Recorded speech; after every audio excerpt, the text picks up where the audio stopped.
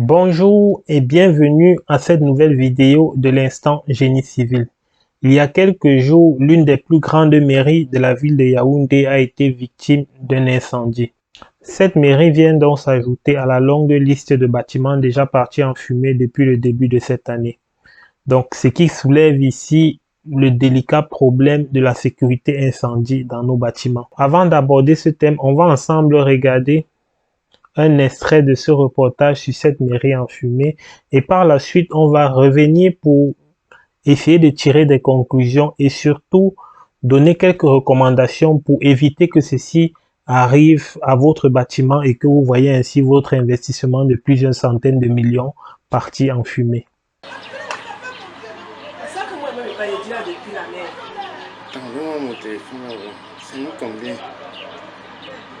L'une des plus belles mairies du Cameroun, entièrement consumée par les flammes, sous le ciel nuageux de Biémassi. La mairie de Yaoundé présente son plus sombre décor. C'est depuis 4 heures du matin que l'immeuble subit la fureur du feu. Une fois le constat effectué, les sapeurs-pompiers n'auront guère la tâche facile. Nous avons eu une difficulté principale pour cette opération qui était liée à la disponibilité de l'eau dans la zone parce que les hydrants, c'est-à-dire les poteaux d'incendie qui sont les plus proches au carrefour Acacia et un peu en allant vers le rond-point express, n'étaient pas alimentés en eau jusqu'à présent. Donc il fallait aller très loin pour chercher de l'eau avant de revenir et ces élongations ont beaucoup perturbé l'opération d'extinction. En 2013, on a connu un incendie qui a consumé pratiquement tout le bâtiment. À l'époque, on s'est battu pour construire ce nouveau bâtiment qui faisait la fierté de notre commune. Maintenant, il va falloir recommencer, comme je l'ai dit. Vous imaginer que c'est pas facile, c'est désagréable à penser, à y penser même. Les causes de ce grave incendie restent encore à déterminer. Tout l'édifice inauguré il y a seulement 3 ans, en 2020, semble irrécupérable. Des exemples comme celui-ci, on en a régulièrement en Afrique. Par exemple, il y a 2 jours à Douala au Cameroun, on a la quincaillerie Kiforo qui a également brûlé. Alors, tout ceci nous amène à se poser la question comment garantir la sécurité des biens et des personnes en cas d'incendie tout en garantissant une réponse optimale des sapeurs-pompiers. La réponse à cette question est simple. Il faut tout simplement établir ce qu'on appelle un plan d'assurance incendie pour chaque bâtiment que nous construisons. Bon, alors, le plan d'assurance incendie, c'est un ensemble de procédures et de documents qui permettent de prévenir les incendies, protéger les occupants en cas d'incendie et également de faciliter l'intervention des sapeurs-pompiers. Donc, parlant de système de sécurité incendie, on ne va même pas parler ici des systèmes un peu plus complexes comme des systèmes de détecteurs incendie, de détecteurs de fumée, avec un système associé qui va permettre directement de faire sortir l'eau pour éteindre le feu. Ça, c'est des systèmes complexes, mais on va rester sur ce qui est encore plus basique. Pourquoi? Parce que même dans le reportage, on a vu que les sapeurs-pompiers, ils avaient du mal à avoir de l'eau pour éteindre le feu. Donc, c'est pas un système automatique qui va permettre d'avoir cette eau. Donc, on va ici faire ce qu'on appelle le compartimentage de notre bâtiment. Ça veut dire quoi? Ça veut dire que notre bâtiment, il est divisé en plusieurs compartiments. Et pour que le feu se propage d'un compartiment à un autre, il faut un certain temps qu'on appelle un degré coupe-feu, que on définit dans le programme architectural en fonction de la particularité et des exigences d'un local. Je prends un exemple. Dans le cas de la mairie, il y a des services sensibles où on va peut-être regarder, je sais pas, les actes de naissance, les actes de mariage. Ça peut être un local où dans le programme architectural, l'architecte définit ce local comme un local technique prioritaire. Et on décide que ce local technique doit avoir un degré coupe-feu de 2 heures. Alors, qu'est-ce que ça signifie? Ça signifie tout simplement que si un feu est déclaré dans ce local, il faut 2 heures pour que le feu se propage dans les locaux voisins.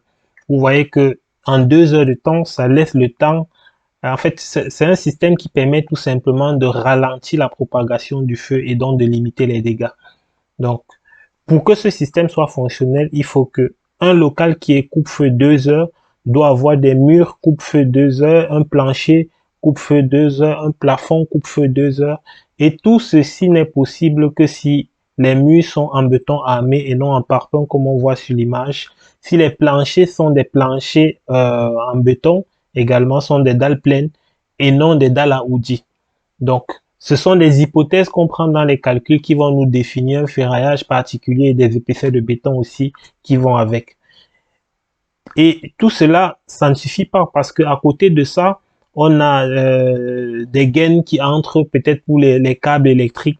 Donc, tous ces dispositifs, que ce soit de ventilation, que ce soit les chemins de câbles électriques, doivent également être coupe-feu 2 heures. Donc, on va également mettre un dispositif pour les rendre coupe-feu 2 heures.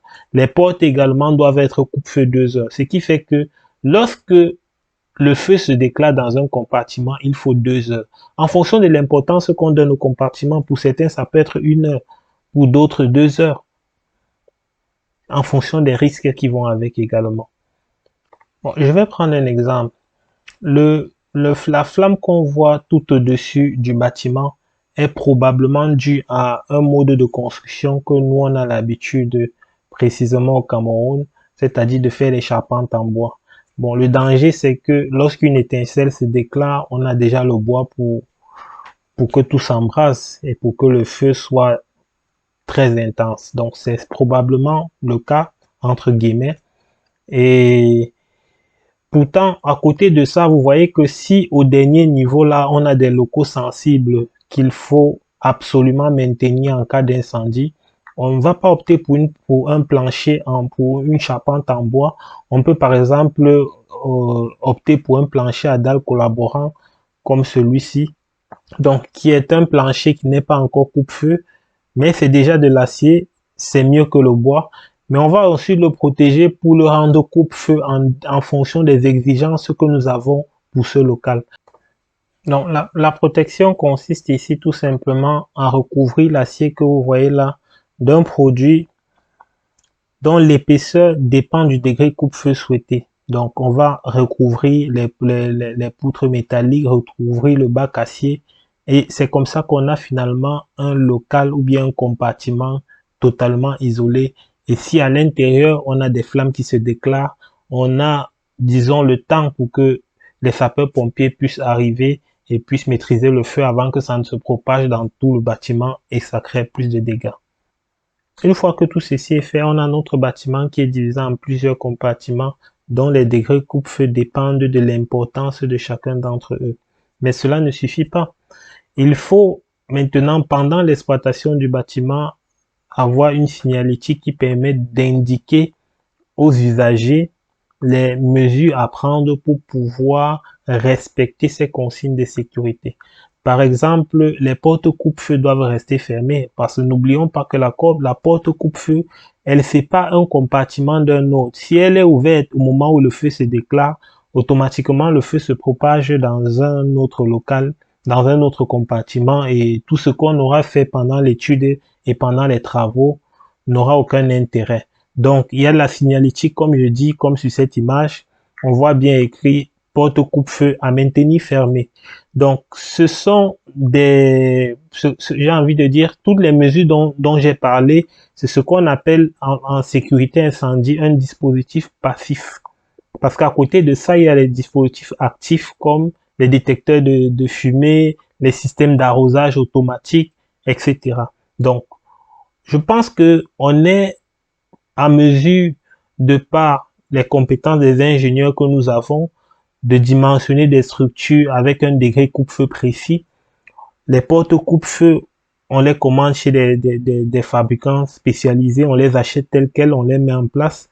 Donc, ce sont des mesures qu'on peut prendre déjà lors de la conception du bâtiment qui fera que on ne se retrouve pas avec un bâtiment qui part en fumée et qui certainement va nous coûter beaucoup de centaines de millions. Alors, on arrive au terme de cette vidéo. Si ce type de contenu vous intéresse, merci de vous abonner. Merci surtout de partager parce que c'est un sujet sensible qui touche chacun d'entre nous. On n'est pas à l'abri de se retrouver un jour dans un bâtiment dont la sécurité incendie n'a pas été assurée et qui prend feu. Donc, à très bientôt pour une nouvelle vidéo de l'instant génie civil. Ciao.